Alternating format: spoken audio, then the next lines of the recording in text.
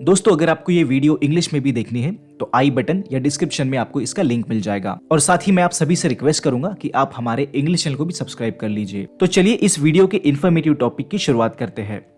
दोस्तों महाराष्ट्र के बारे में कई लोगों का ऐसा मानना है कि महाराष्ट्र की स्थापना महार लोगों ने की थी, या महाराष्ट्र ये नाम महार जाति की नाम की वजह से दिया गया था। इस बात में कितनी सच्चाई है और डॉक्टर अंबेडकर जी का इस विषय पर क्या दृष्टिकोण था, इसी टॉपिक पर हम इस वीडियो में चर्चा करेंगे। हेलो दोस्तों, मेरा नाम सुमित है और मैं वेलकम करता हूँ आप सभी का हमारे channel the untold Ambedkar Hindi में। दोस्तों डॉक्टर अंबेडकर कहते हैं कि जैसे गुजराष्ट्र गुजर लोगों का देश है और सौराष्ट्र ये सौरज लोगों का देश है, इसी का आधार लेकर ये माना जाता है कि महाराष्ट्र ये महार लोगों का देश है। दोस्तों डॉक्टर अंबेडकर इन मान्यताओं का खंडन करते हैं और दो कारण बताते हैं। पहला ये कि महाराष्ट्र का मतलब महारों की भूमि नहीं तो महान भूमि है।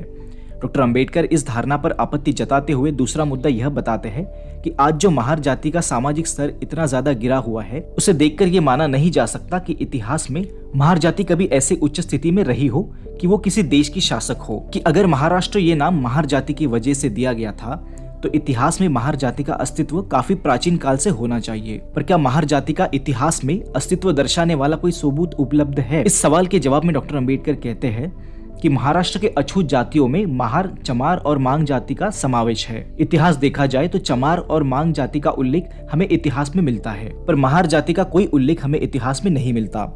अगर हम मनु के काल में खोजे तो मनु के द्वारा उस समय में कई जातियों को अछूत माना गया था।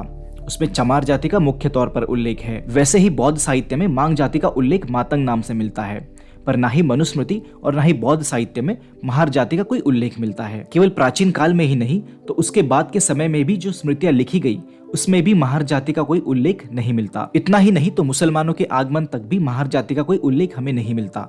महार जाति का पहली बार अगर कोई उल्लेख मिलता है तो वो ज्ञानेश्वरी में मिलता है। इसके पहले तक महार जाति का कोई अस्तित्व हमें इतिहास में नहीं देखने को मिलता। आगे डॉक्टर अंबेडकर कहते हैं कि अब हम क्या समझे, क्या महार जाति का अस्तित्व ज्ञानेश्वरी लिखने के पहले तक नहीं था, या महार जाति किसी और नाम से ज्ञानेश्वरी के पहले भी मौजूद थी? इसका उत्तर कुछ भी हो, पर हम इतना अनुमान लगा सकते हैं कि जिस नाम का अस्तित्व प्राचीन इतिहास में नहीं मिलता, इसकी संभावना बहुत कम है कि उस नाम से किसी देश का नाम रखा जाए।